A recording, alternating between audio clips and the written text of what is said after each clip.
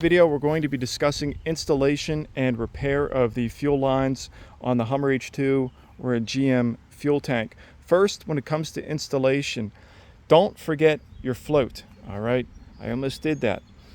The float will snap it on the side, and it's a foam piece. It kind of looks like a L like that. It'll clip it on the side, put it in the tank. Your green, you'll notice there's a green ring at the top. Don't forget that either. I showed that to you guys in one of the prior videos. So you're going to set this down, press it down, and then this ring, you'll snap it into place. Now notice right here, you can see the silver.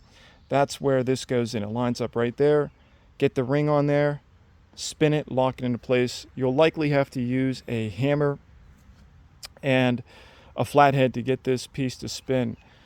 You get that in place, fantastic. Next, what happens on these fuel pumps is that these lines right here, these metal lines, part of the actual fuel pump right here, they break off and rust into these sections, and you can't get them out. I know some of you guys are thinking, well, why don't you spray WD-40 or PB Blaster and pull the rusted piece out? Yeah, some of you guys are going to have success doing that. Some of you are not going to be able to get it pulled out. The plastic on the outside, the plastic retainer clip is going to break. So this is a real issue that some of you guys might run into. So this part number right here, it is Dorman 800-086. Comes in a pack of 2. Notice how I cut the old line right here, pull the plastic remaining section of the barb out. You can use a pair of pliers to stretch the line. I put some WD-40 inside the line and on the actual plastic barb.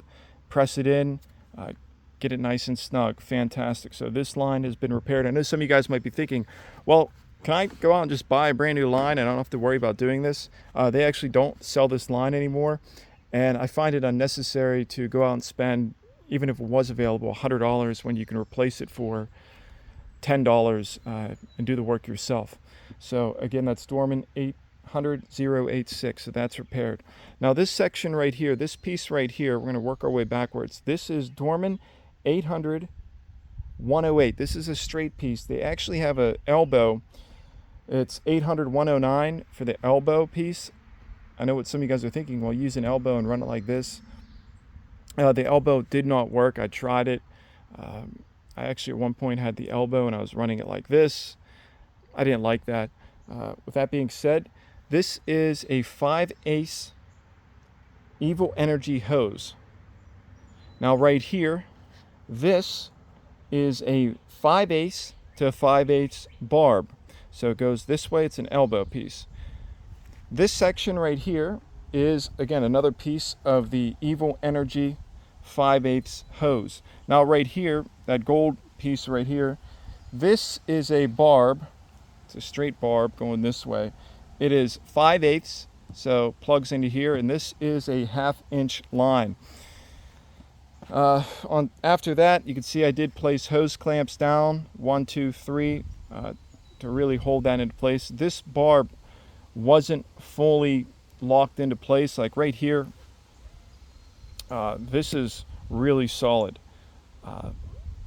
That's not going anywhere, and this is really solid up here. So it's really tight. So that's why I don't need to put a hose clamp right there.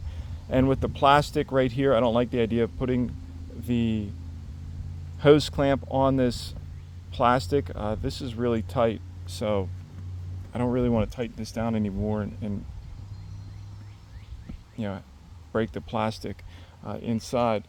Okay, you're going to need a hose cutter, or you can use a pair of scissors. My cuts were not 100% perfect, but close enough to get the job done. Outside of this, guys, the biggest thing, again, big star on this one, is do not forget to install your float inside. This piece right here, it just snaps right in. Something out there, or a tip for you guys, that's getting hot.